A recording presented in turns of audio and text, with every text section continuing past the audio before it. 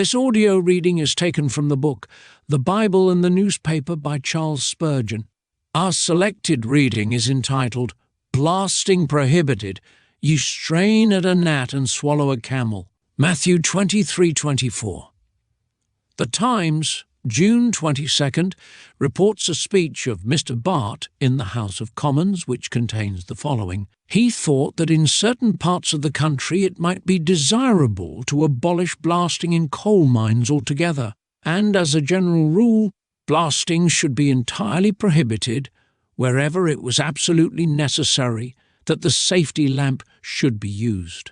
It was absurd to hedge about a small flame of less than 1 inch, and to deal recklessly with a flame which might be hundreds of times as great. We are entirely of Mr. Burt's opinion. There cannot be a second judgment upon it.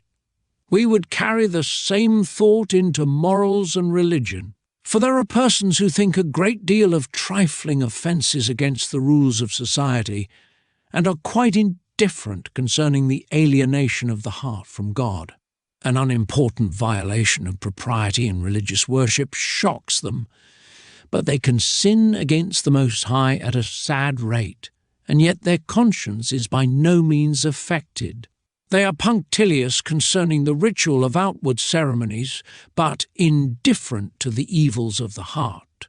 They tithe mint and anise and cumin, and neglect the weightier matters of the law, judgment, mercy, and truth.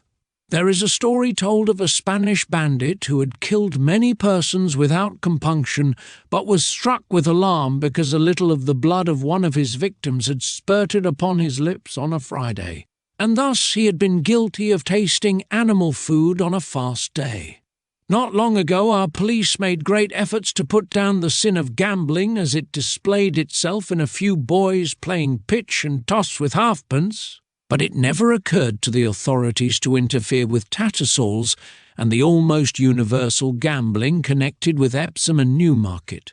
Should a poacher steal a goose from a common, he would be prosecuted with the utmost rigour of the law, but lords of the manor have stolen the common from the goose, and no law has been able to reach them. We still strain at gnats and swallow camels. Conscience, which some cry up as God's vicegerent, in the heart of man seems to be a very imperfect monitor in the case of many persons. It lays on its strokes heavily concerning a minor offence and flogs with a feather, when the transgression is really great in the sight of God. The fact is that 104, when conscience is unenlightened, its judgment is misleading, and it will make more of a mote than of a beam. A little of Mr. Burton's common sense would be invaluable both to moralists and religionists. They look to outward actions and neglect the heart.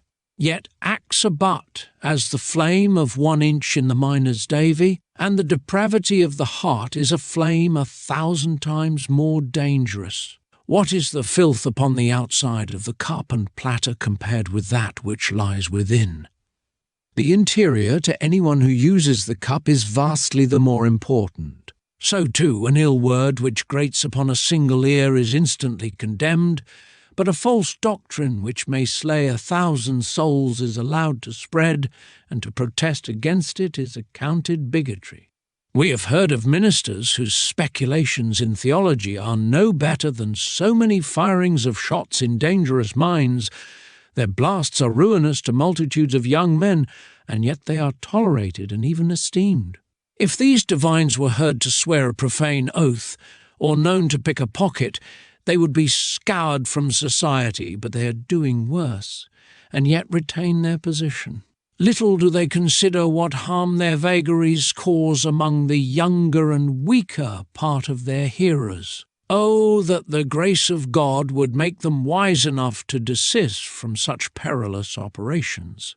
At any rate, their churches should look to it, and deal with them honestly if they will persist in their murderous romancings. If a man will play with powder and shot, he must be kept out of the way, for we cannot afford to risk hundreds of lives for the amusement of a so-called thoughtful man. Let him play off his gunpowder thinkings and his dynamite culture in some other sphere, but not among subjects which concern eternity, immortality, glory, and perdition.